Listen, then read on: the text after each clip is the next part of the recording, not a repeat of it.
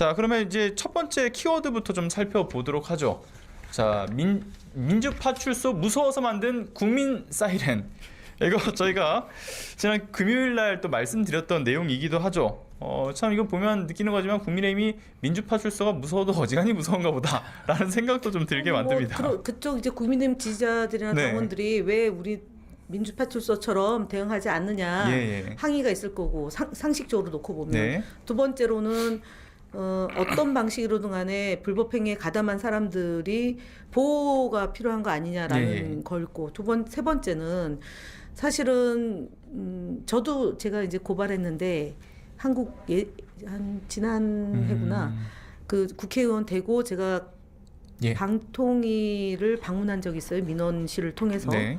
그때 언론 보도가 거짓 보도가 있었어요. 그랬더니 국민의힘에서 그 언론사와 기자를 무료 변론을 해주겠다.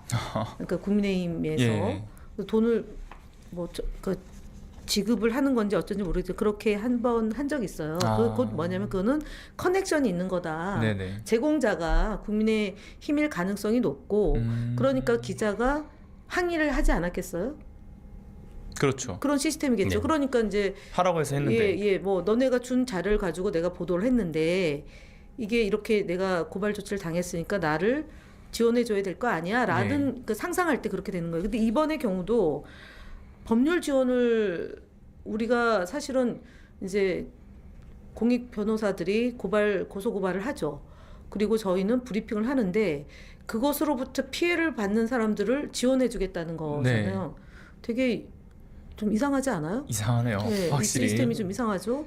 뭐, 제공자가 누구냐라는 걸 네. 이제 원 소스가 누구냐라는 거를 이제 심히 의심할 수밖에 없는 건데 네네. 그럼 스카이데일리를 지원해주겠다는 얘기거든요. 그다음에 그렇죠. 극우 유튜버를 지원해주겠다는 거고 댓글 통해서 허위 사실을 유포한 사람들을 지원해주겠다는 건데 결국은 한 몸이다. 극우 유튜버하고 그다음에 언론 요격된 보도 이런 거하고 국민의힘하고 같이 연결되어 있다라고 볼 수밖에 없다. 그래서 누구를 보호해 주는지 또는 이것을 브리핑하는 걸 통해서 내용을 보면 그 커넥션, 카르텔을 확인할 수 있는 계기가 되기 때문에 국민 사이렌이 열심히 해주기를 기대합니다.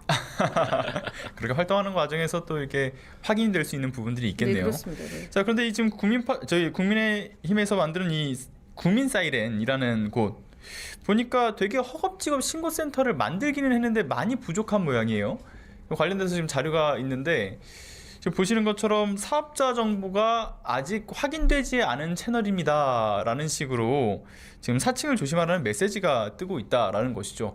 이게 사전에 철저히 준비되어서 만들어진 그 조직이라고 하면 저런 일이 발생하지 않을 것 같은데요.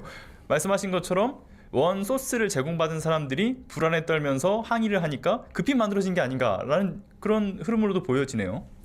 사실 저희가 이제 고발한 내용 중에 하나가 뒤에도 나오겠지만 이상희 의원을 고발했어요. 그때 이제 오늘도 제가 브리핑하고 나온 거지만 지난 1월 9일 날이에요. 그 진짜 뉴스 발굴단이라는 또 그 이상희 위원장이 관련되어 있는 그 조직에서 이재명 대표가 대규모 전쟁으로 인간 개체 수 줄여라는 내용으로 이제 이재명 대표를 공격하는 내용의 브리핑을 했죠.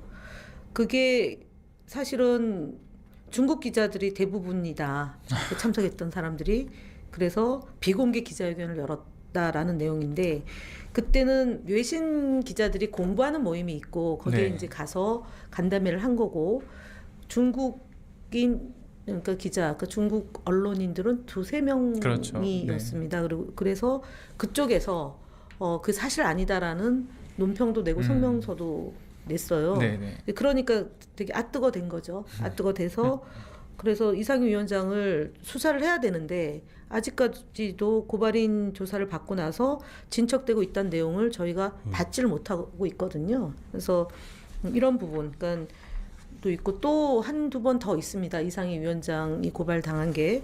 그래서 정작 뭐 바깥에 있는 유튜브나 아니면은 무슨 극우 관련인들에 대한 보호 조치가 아니라 이상희 위원장부터 보호받아야 되는 형편에 놓여 있는 거죠. 이해했습니다. 자, 그러면 저희가 이제